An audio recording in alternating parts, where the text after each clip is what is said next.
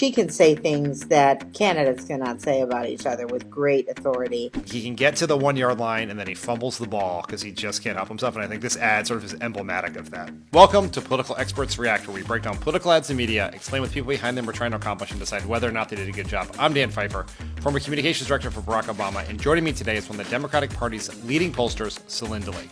Celinda Lake, welcome to Political Experts React. It's great to see you. Great to see you too. How are you?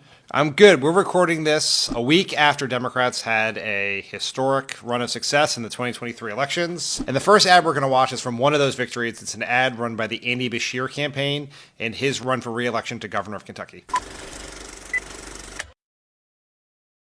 I was raped by my stepfather after years of sexual abuse. I was 12. Anyone who believes there should be no exceptions for rape and incest could never understand what it's like to stand in my shoes. This is to you, Daniel Cameron.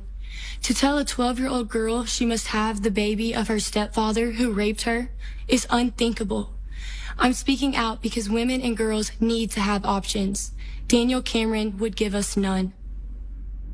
That's obviously a very powerful and emotional ad. Incredibly notable that it was run in Kentucky, a place where a few years ago you probably wouldn't have expected a Democrat to be running an ad on abortion. I want to get your thoughts on the ad and whether this sort of strategy and these sorts of ads can work in 2024 against Donald Trump. Yes, well, first of all, remember that Kentucky had an initiative in 2022 where they reaffirmed their right to an abortion. So post-Dobbs, we're in a very surprising world, but that's obviously just a phenomenal ad, and the authenticity of that young woman and the emotional content, it's just unbelievable.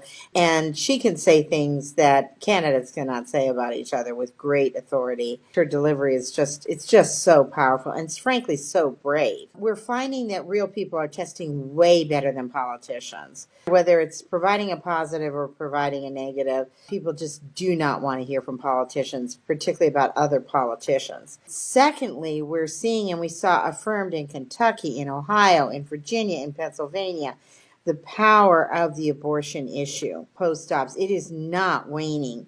It mobilizes our side. It persuades swing independent women.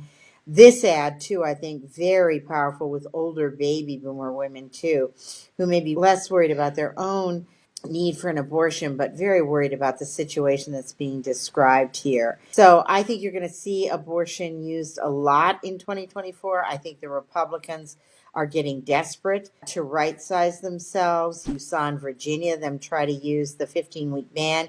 It failed miserably for them, and it's just